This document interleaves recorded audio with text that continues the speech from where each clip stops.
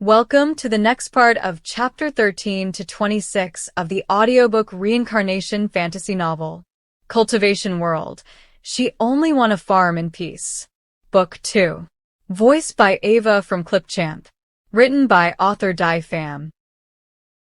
Continue the story of Ye Jun Chapter 13.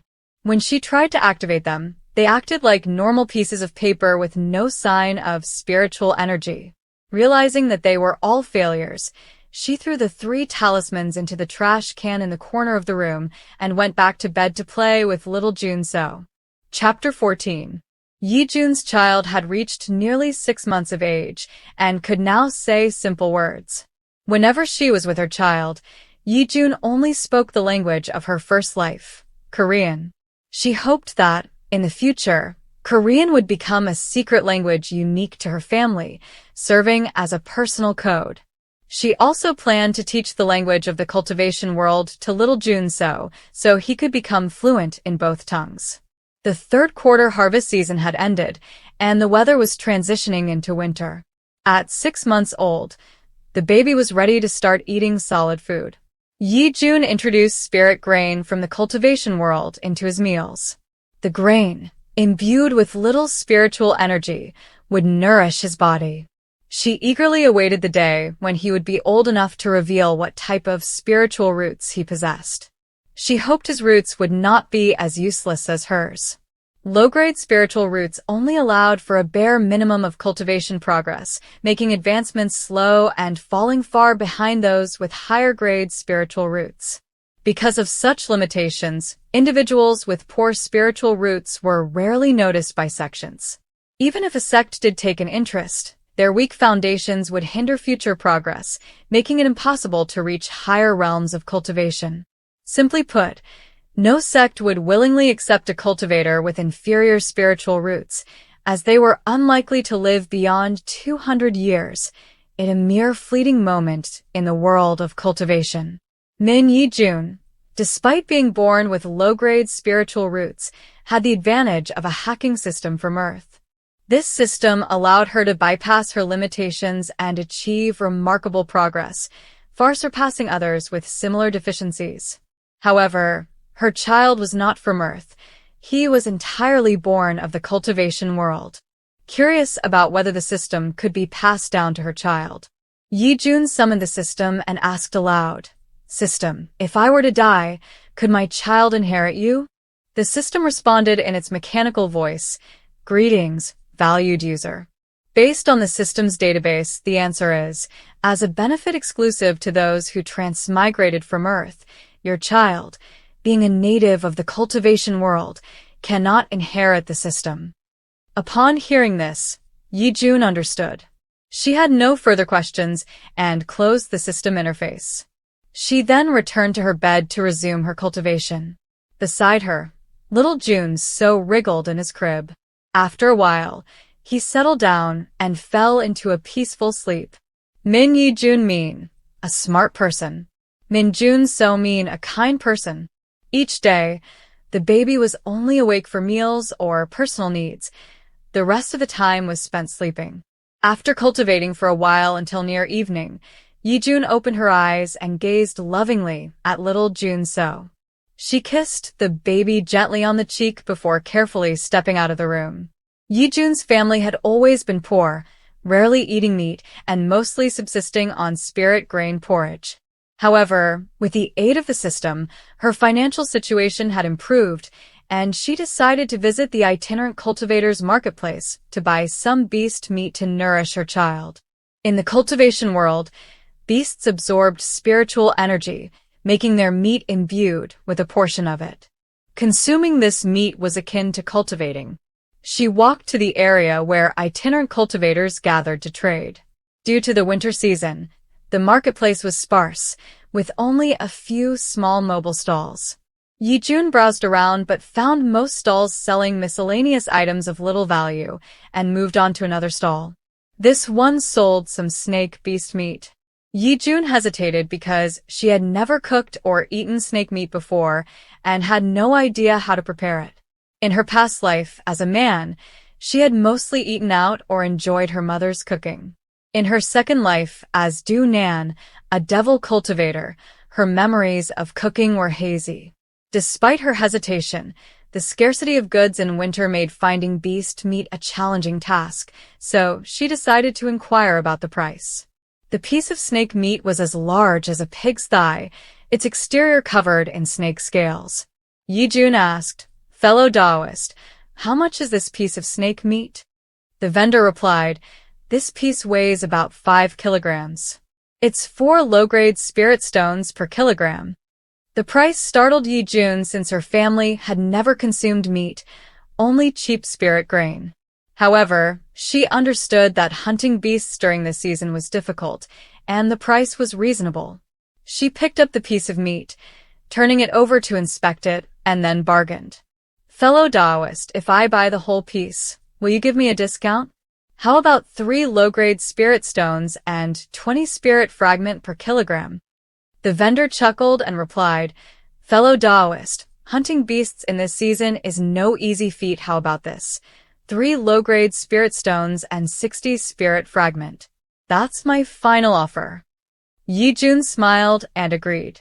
She took out the spirit stones to pay, stored the 5 kilograms of snake meat in her storage pouch, and left.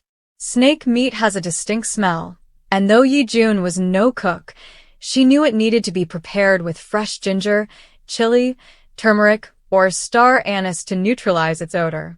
She stopped by a general store, but found no such ingredients for sale. She asked the shopkeeper where she could find them. The shopkeeper replied, "If fellow Taoist wants to buy those, you should visit the Tonga, Buffalo market area. They sell what you're looking for." Following this lead, Ye Jun headed straight to Tonga Market. Upon arrival, she entered a store and inquired about spices to eliminate the odor of snake meat. The shopkeeper presented a tray of ginger roots and chili peppers, explaining that these spices were similar to mortal world ingredients, but had mutated due to spiritual energy, becoming spirit herbs imbued with it. Thus, their price was 20 spirit fragment per 100 grams, or 2 low-grade spirit stones per kilogram.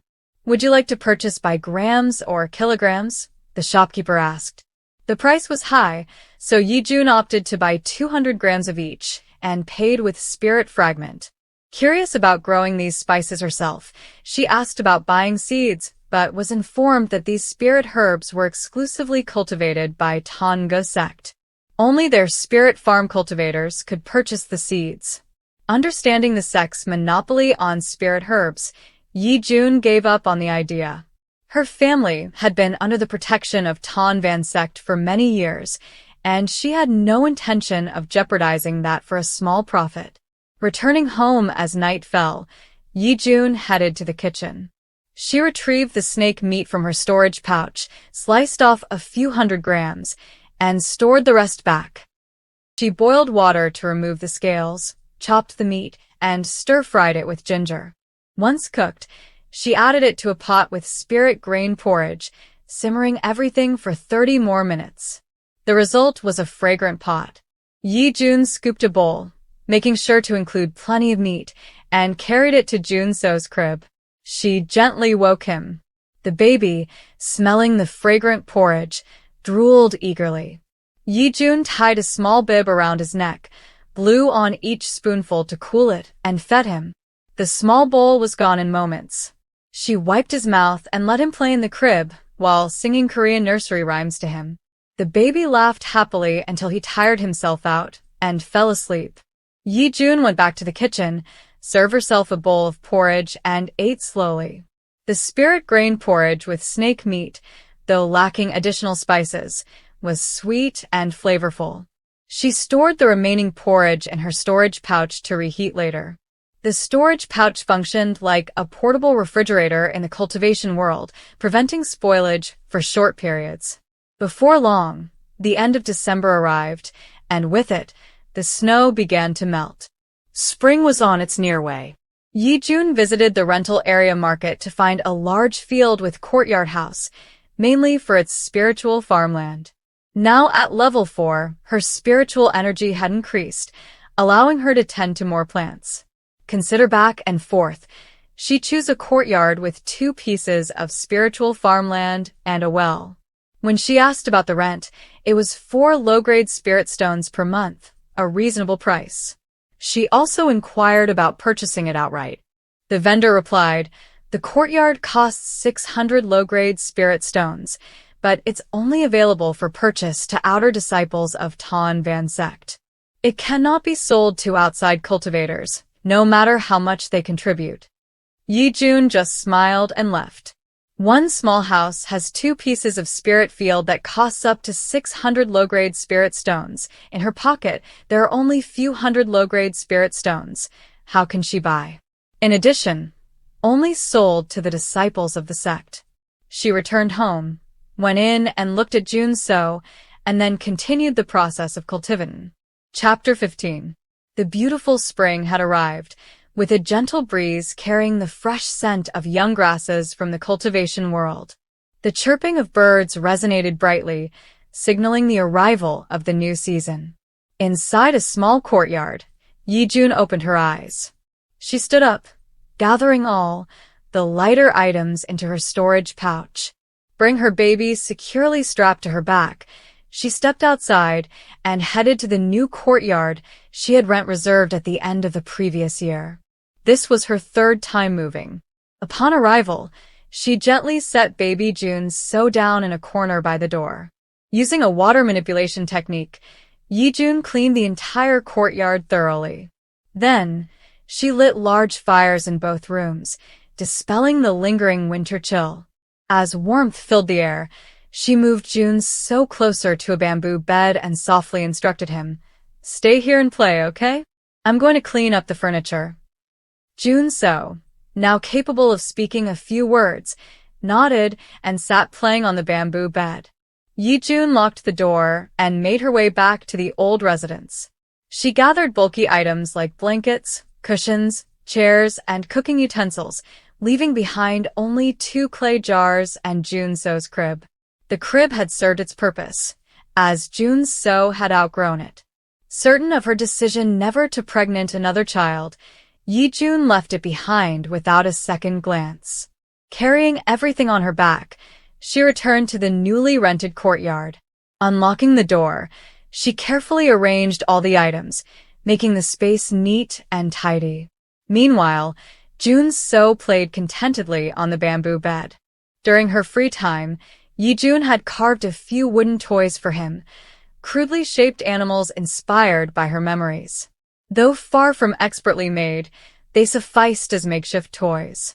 Despite their ugly odd shapes, Jun So played with them joyfully. Once everything was settled, Ye Jun headed to the kitchen to cook a pot of spiritual grain porridge. The two enjoyed their meal together, savoring the simple yet comforting dish. Ye Jun stepped outside to check on the 2 spiritual fields. Using an earth control technique, she uprooted all the weeds and tossed them into a corner. She then loosened the soil, making it softer, and gently controlled the water to create small droplets that fell like dew. From her storage pouch, she retrieved spiritual grain seeds and scattered them across the field. Next, she planted young spiritual herbs, carefully placing each one into the soil. After planting, she used a basic cultivation technique to infuse spiritual energy into the herbs, aiding their growth. Once everything was complete, Ye Jun sat down on a chair and resumed carving. This time, she decided to make a small toy car. It didn't take long for it to take shape. Since cars had a boxy structure, they were relatively easy for Ye Jun to sculpt. After polishing the toy, she handed it to little Jun So as a new plaything. "This is a car," she explained. Jun So eagerly grabbed the toy and played with it along with his other wooden animals. Ye Jun sat on the bed near him, closed her eyes, and entered meditation. She continued the repetitive process of cultivation, absorbing spiritual energy, channeling it into her dantian, and expelling impurities. This monotonous cycle marked her path of cultivation. 10 days later, after tending to the spiritual fields, Ye Jun said to Jun So, "I'm going out to buy some things. Stay at home and watch the house, okay? Don't answer the door or talk to anyone no matter what." Just stay inside and play. Jun so nodded obediently and continued playing with his toys. During this time, Ye Jun had also carved several new models, including high-rise buildings, boxy houses, and boats. Though simple, the models were detailed enough to showcase architectural styles different from the cultivation world they lived in. Ye Jun locked the door as she left, not so much to keep others out, but to ensure the child wouldn't wander outside. The lock itself was no deterrent to rogue cultivators at the Qi refining stage, who could easily break it. She quickly made her way to the rogue cultivators market. With the arrival of spring, the area was bustling with activity. Walking through the market, she noticed many stalls selling spiritual beast meat. Approaching one, she asked, "Fellow Taoist, how much for this meat?" The vendor replied, "This is rabbit meat, spiritual hare, rat meat, spiritual rat, and wolf meat, spiritual wolf. Each type has a different price. The cheapest is the spiritual rat meat, sold at 3 low-grade spirit stones and 10 fragments per kilogram." Hearing the price, Ye Jun noted that spring prices weren't much cheaper than winter. She bargained, "How about 2 low-grade spirit stones and 80 fragments for the rat meat?" Seeing her offer was reasonable, the vendor agreed and asked, "How much would you like?" "I'll take 5 kilograms," Ye Jun replied, then inquired about the prices of the other 2 types. The vendor explained, "Spiritual hare meat costs 4 low-grade spirit stones per kilogram, while spiritual wolf meat is 10 low-grade spirit stones for half a kilogram." Understanding that the high price of wolf meat reflected the intelligence of spiritual wolves, Ye Jun accepted it as reasonable. She then negotiated a small discount for the hare meat, buying 5 kilograms for a slightly reduced price. On her way back, she stopped by the herbal market to purchase more seeds. This time, she decided to grow some new spiritual plants. Entering the shop, she greeted the storekeeper and inquired about different seeds. The storekeeper introduced her to several varieties requiring higher spiritual energy nourishment. After confirming her cultivation level as Qi refining stage 3, the storekeeper recommended 2 types of seeds. The first was white Sephora japonica, priced at 50 spirit stone fragments per seed. Once matured, each tree could be sold for 2 low-grade spirit stones. Nurturing each required 5 units of spiritual energy. The second was spiritual vine, a variant of the wisteria plant. Its seeds cost 45 spirit stone fragments each. A fully grown vine could fetch 1 low-grade spirit stone and 80 fragments, requiring the same amount of spiritual energy and a growth period of 90 days.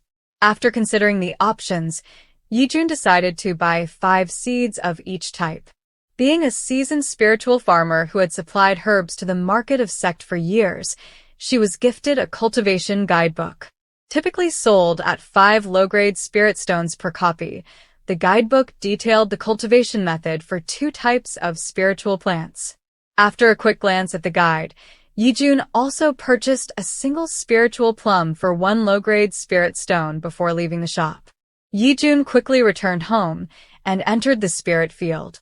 There was still a small patch of empty land, so she took out 2 new spirit seeds from her storage pouch and planted them.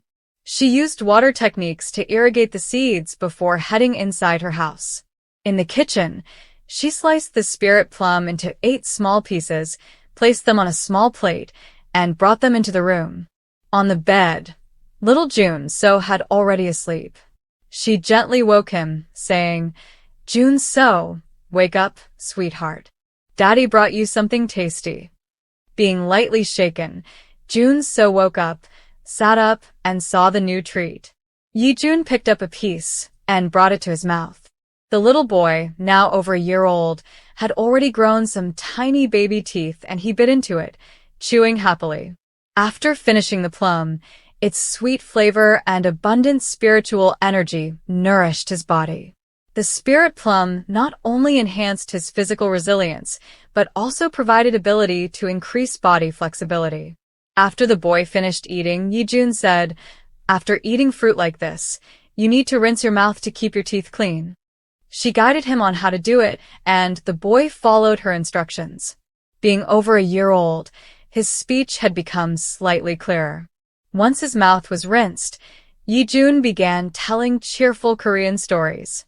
The boy eagerly listened, occasionally clapping along as Ye Jun sang children's songs in Korean.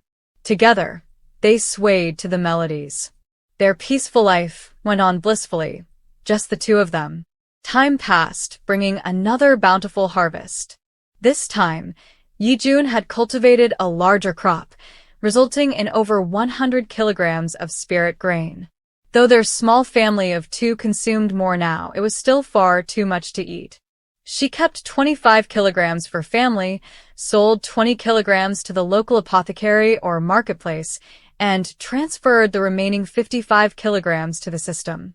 The system paid back her with a halo light, countless spirit stones, talismans, and a scroll detailing talisman crafting method.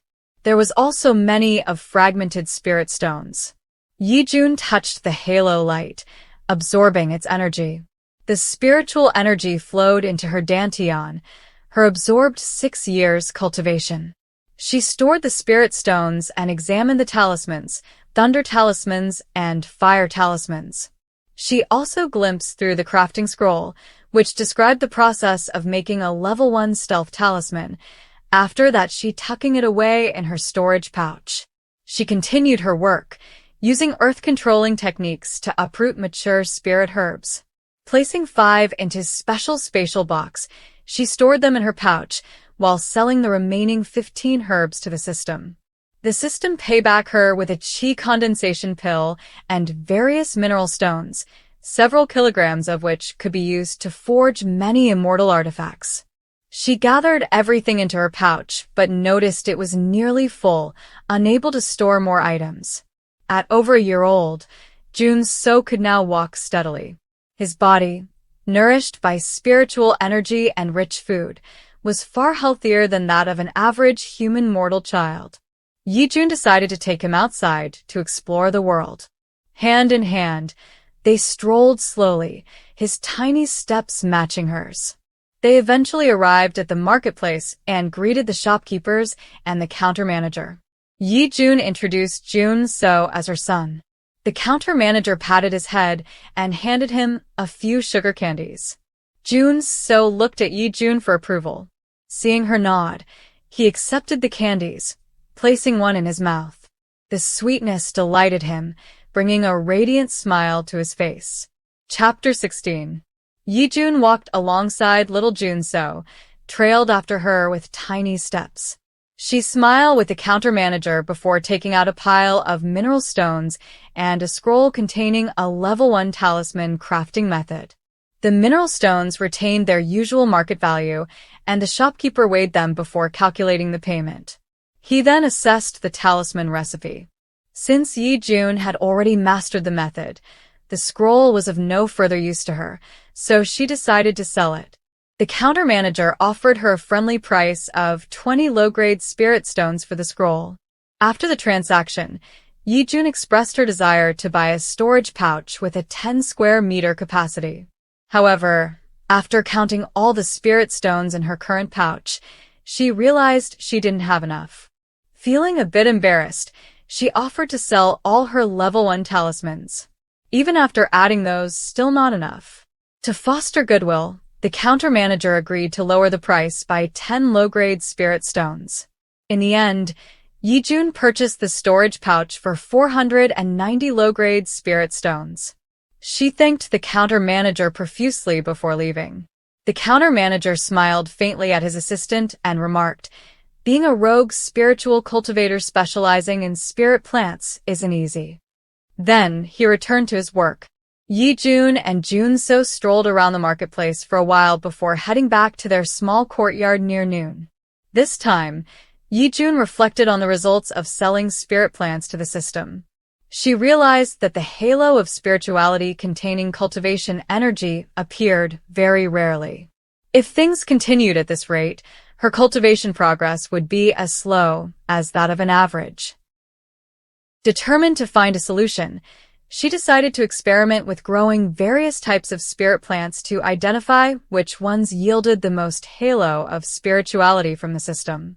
Returning to the spirit field, she used techniques infused with spiritual energy to nourish the 2 undergrown spirit plants. These 2 plants had been planted later than the others, so their maturation would also take a few more days. While waiting for their growth, Ye Jun continued tilling the soil, applying fertilizer and planting leftover seeds from the previous harvest. Having spent all her spirit stones on the new storage pouch, she couldn't afford to buy additional seeds and had to make do with what she had. She could only plant her remaining seeds. A few days later, the 2 remaining spirit plants reached full maturity. Ye Jun uprooted one and placed it in a specialized box before calling forth the system. She placed the other plant into the system and pressed the sell button. The system reback her with a small sword. In the system space, the sword appeared tiny, almost like a toy. Ye Jun retrieved it, but as soon as it emerged, the toy-like sword expanded to its original size. Startled by its transformation and the powerful vibrations it emitted, she accidentally dropped it. Once the sword stabilized, Ye Jun picked it up and examined it. She discovered it was a spiritual sword, a level 1 magical artifact that allowed cultivators to fly and perform long-range attacks. Unlike ordinary swords, a spiritual sword could contain and channel spiritual energy. Ye Jun stored the level 1 spiritual sword in her new storage pouch and called for Jun So. Together, they headed out again, this time to the general store. Upon arriving, Ye Jun inquired about the sword's value. The shopkeeper examined it carefully and said, "This is a level 1 earth element spiritual sword. I can offer 50 low-grade spirit stones for it." Ye Jun sold the spiritual sword to the counter manager. Shortly after, the sword was displayed on the wall, marked with a price tag of 120 low-grade spirit stones. Ye Jun said nothing, understanding that merchants needed to make a profit. She then took her son and walked to the apothecary. After greeting the staff there, she brought out the specialized box and take out the matured spirit herb for sale. Ye Jun spent 1 low-grade spirit stone to purchase a pouch of spiritual grain seeds. With the remaining spirit stones, she bought seeds for 2 new types of spiritual plants, spiritual vines and white Sephora japonica. After a brief stroll with Jun So, they returned home.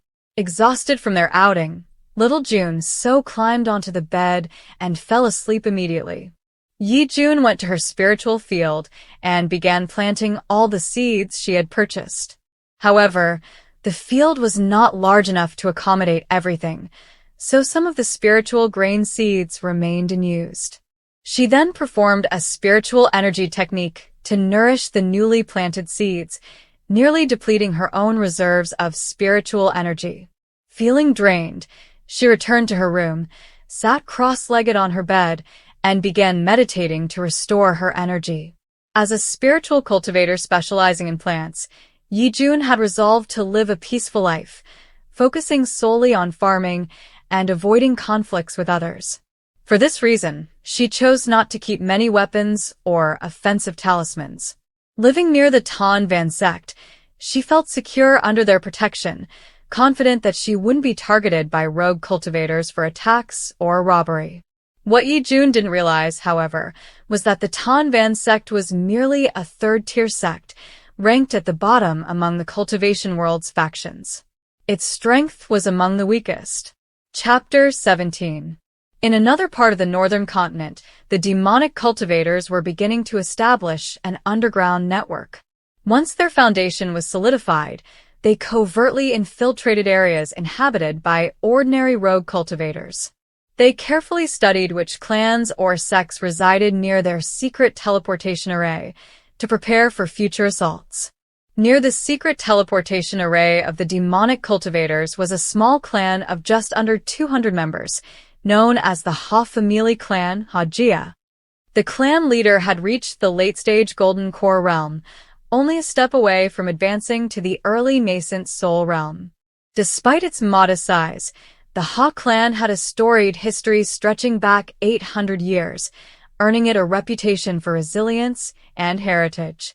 In addition to its patriarch's advanced cultivation level, several other clan members possessed respectable levels of strength.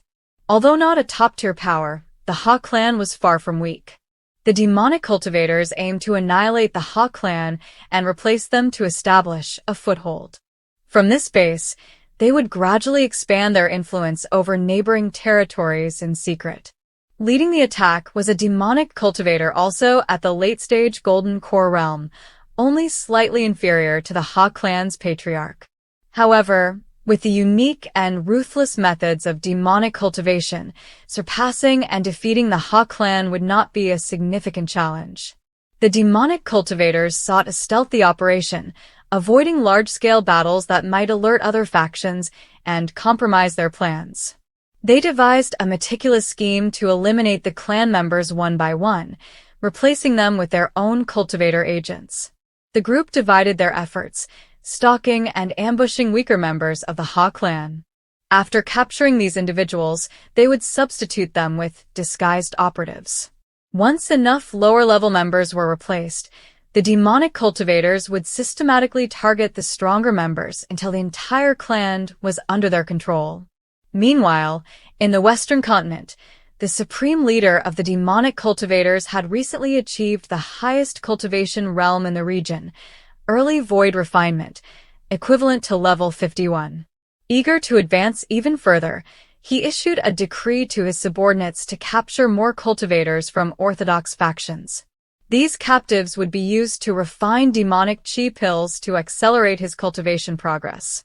Demonic chi pills is a sinister elixir crafted using rare plants that thrive in areas dense with deathly energy and the flesh of cultivators possessing spiritual roots. The higher the grade of the spiritual root, the greater the efficacy of the pill. Exceptionally rare or legendary spiritual roots are especially prized, making them invaluable for this alchemy.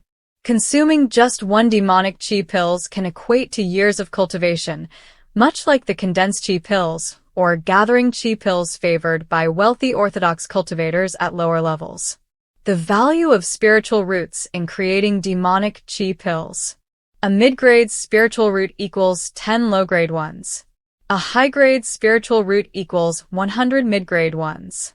A rare spiritual root is equivalent to 1,000 high-grade ones.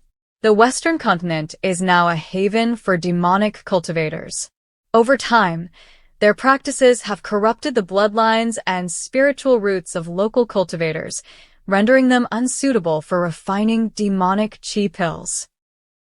Demonic techniques they cultivate imbue their very essence with demonic energy, making them useless for alchemy of this kind. Consequently, the demonic supreme leader, Overlord, has set his sights on other continents. His plan begins with targeting the northern and southern continents, the two regions geographically closest to the west. Intelligence suggests that the north is the weaker of the two. According to his spies, the strongest individuals in the northern continent are merely at the deity transformation realm, belonging to two sects, the Tanga sect and the DM sect. With his early-stage void refinement realm cultivation, he could effortlessly crush these sects, turning their members into elixirs for his use. Core Formation Pill, another tool of power. For subordinates below the void refinement realm, another type of pill has been developed, the Consolidating Essence Pill. This comes in two grades. Grade 1 helps late-stage Golden Core realm cultivators break through to the nascent Soul realm. Success rate, 50%. Grade 2 enables late-stage nascent soul cultivators to advance to the deity transformation realm. Success rate, 40%. The higher the spiritual root grade used in the pill, the greater the likelihood of a successful breakthrough. The demonic overlord prioritizes empowering his subordinates with these pills, allowing them to rapidly increase their strength. With greater numbers and higher cultivation levels, they can expand their conquests across the continents, accumulating more resources and power. The insatiable ambition of demonic cultivators. The Western continent's abundant, deathly energy-infused plants remain useless without the blood and flesh of cultivators with untainted spiritual roots. Thus, the demonic factions eagerly crave demonic chi pills and consolidating essence pill. While their dark cultivation techniques already provide rapid progress, their greed knows no bounds. Like a bottomless pit, their desire to devour and dominate grows ever more insatiable.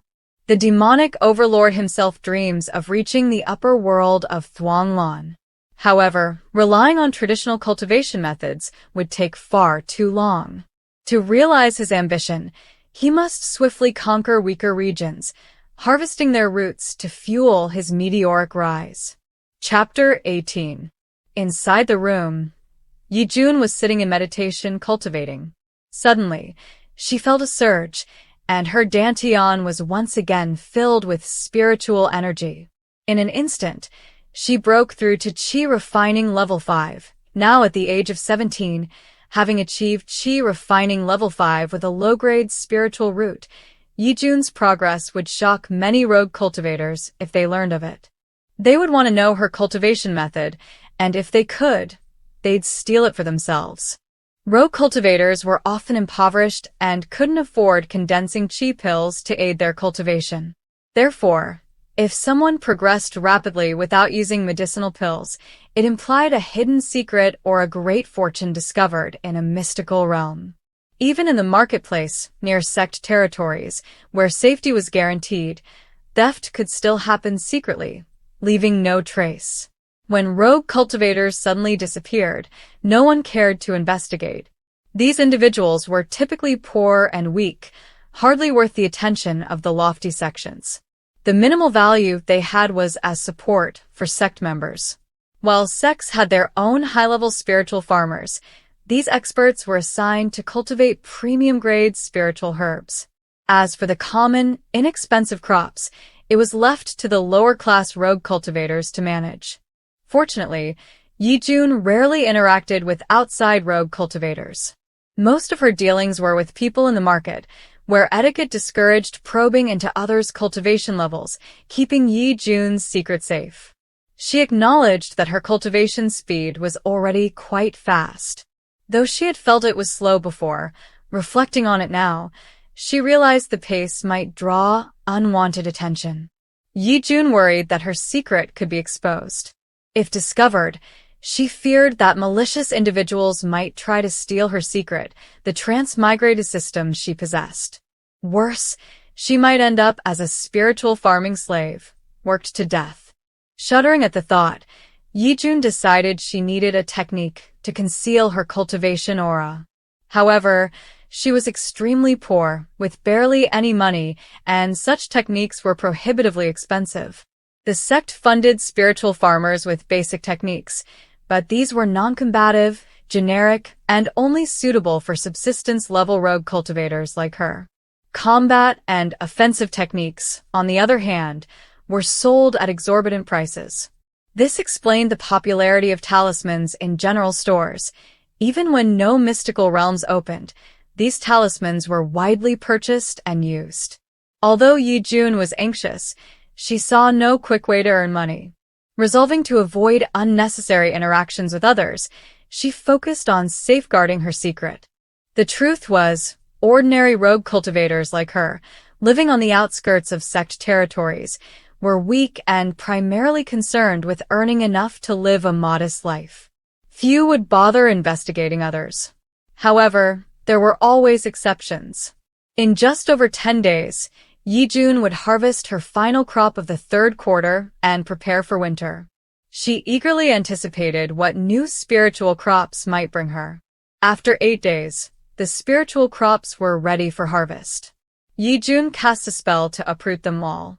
She summoned the system and deposited all the crops into it, leaving only the spiritual grain. This season, she had planted very little spiritual rice, using leftover seeds from the previous crop.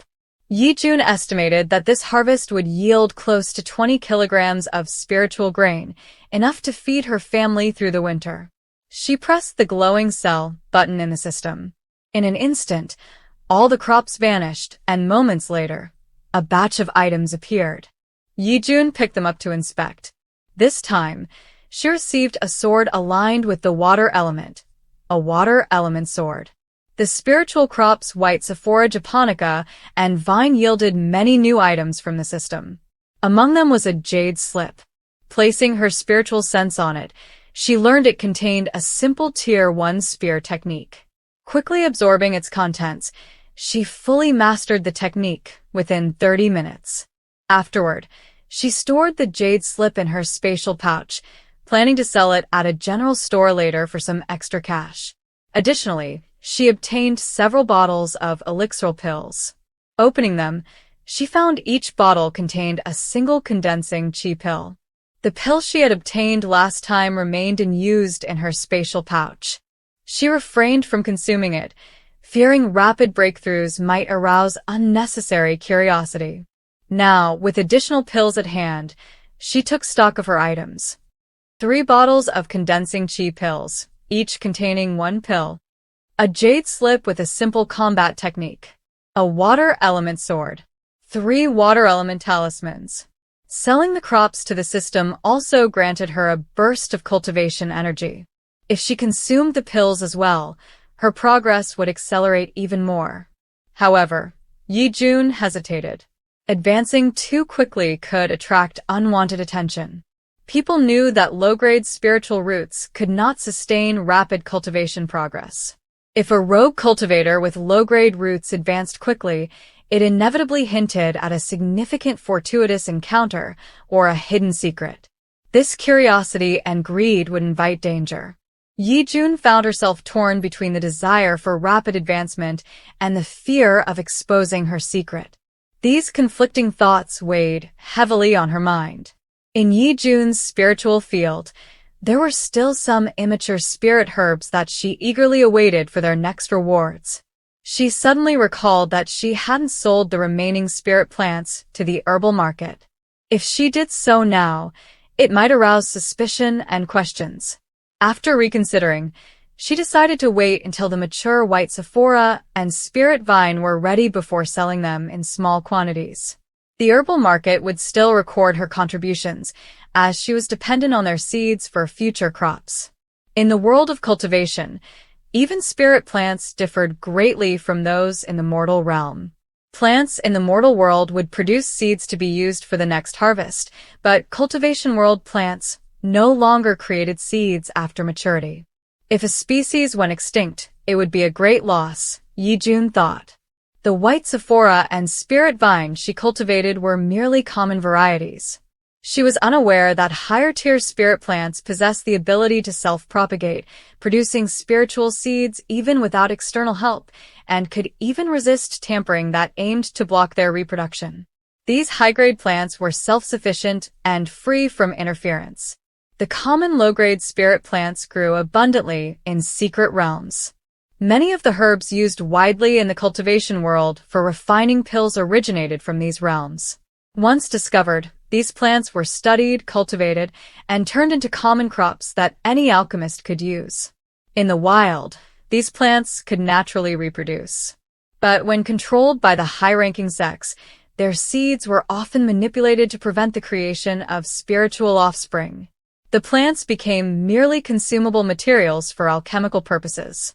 This dependency benefited the sex and noble clans, ensuring an ongoing cycle of profit and control that had persisted for tens of thousands of years.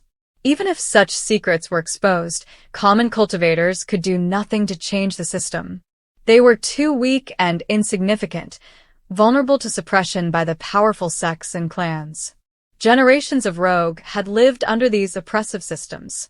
Despite their efforts, they remained the weakest and poorest layer of the cultivation society. Occasionally, a rogue born with a good spiritual root would join a sect as an outer or official disciple, breaking free from this cycle.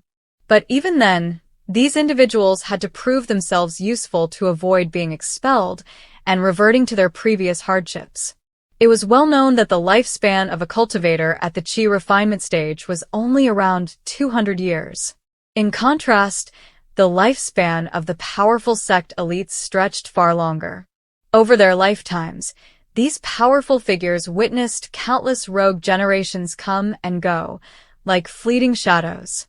Although sects permitted low-ranking cultivators to explore lesser secret realms, the opportunities for rogue to rise were rare. Most remained at the bottom of the hierarchy, facing insurmountable disparities that had persisted over several thousand years. The inequality was so entrenched that no one expected or even attempted to challenge it.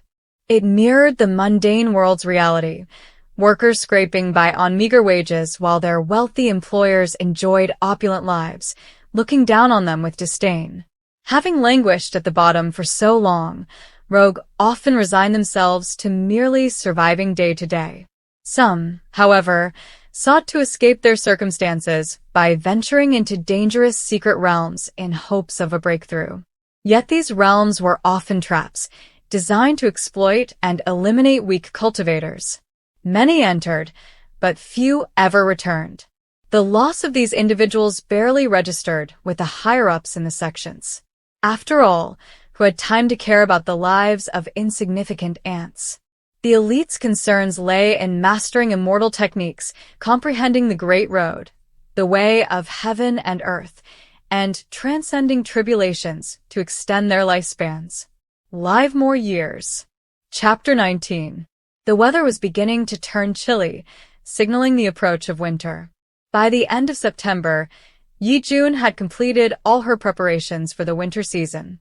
She had also managed to purchase a modest supply of cheap beast meat. With the freezing months ahead, she planned to devote her time to caring for her little one, training, and advancing her spear techniques. Lacking a proper spiritual spear, Ye Jun could only practice with a long wooden staff. Although the jade slip she owned provided her with theoretical understanding, she needed extensive practice to master close combat, making it second nature. The spear, a long weapon designed for close-range attacks at a distance, lacked the flexibility of a sword, which could be controlled remotely using spiritual energy. Heavy and straightforward, the spear was primarily suited for melee combat despite its extended reach. Inside the house, little Jun So, nearly 2 years old, played with his favorite wooden toys. Occasionally, he paused to watch Ye Jun practicing her spear techniques outside the door. At his age, Jun So had already started to understand many things, making this winter an ideal time for Ye Jun to teach him how to write. He had already learned some basic characters. After finishing her practice, Ye Jun came inside, sat beside her child, and began storytelling. She narrated classic fables like Little Red Riding Hood and Snow White and the Seven Dwarfs.